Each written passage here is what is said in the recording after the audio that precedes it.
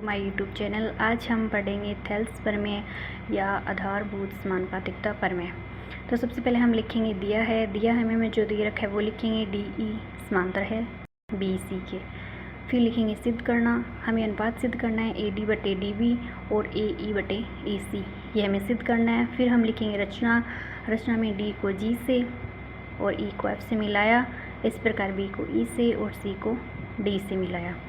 फिर हम लिखेंगे उपपत्ति, उपपत्ति में हम त्रिभुज लेंगे ए डी ई और दूसरा त्रिभुज लेंगे डी बी ई, इनका क्षेत्रफल ज्ञात करेंगे और त्रिभुज का क्षेत्रफल होता है 1/2 गुणा आधार गुणा ऊंचाई। तो सबसे पहले त्रिभुज ए डी ई लिया है, इसमें आधार आ रहा है ए डी और ऊंचाई है ई एफ, इनका मान रख देंगे, इसमें का नंबर 1 आ जाएगी। फिर हम दूसरा त्रिभुज लेंगे डी बी ई, इसमें आधार हम लेंगे डी बी और ऊंचाई आ रही है ई एफ, क्योंकि इस त्रिभुज में 90 के कोण नहीं बन रहा है इसलिए हम इसकी ऊंचाई बाहर की तरफ लेंगे, तो इसकी ऊंचाई आ जाएगी ई एफ, जो हो पहले त्रिभुज की सेम ही आएगी दोनों में, तो ये जाएगी समीकरण नंबर 2। फिर हम दूसरा त्रिभुज लेंगे ए डी ई और इधर वाला डी ई सी, इनमें भी त्रिभुज के क्षेत्रफल का सूत्र लगाएंगे।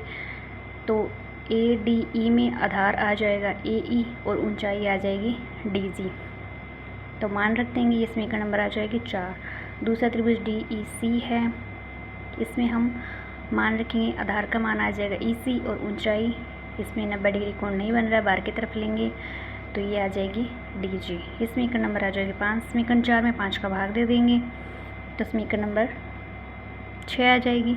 फिर हम समीकरण 3 और 6 की तुलना करेंगे, जिसमें एक पक्ष बराबर है तो दूसरा पक्ष भी अपने आप बराबर हो जाएगा, क्योंकि इन दोनों का क्षेत्रफल समान है।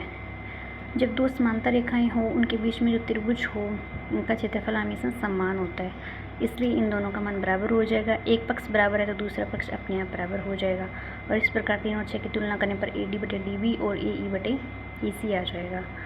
ये हमें प्रूफ करना था। Thanks for watching.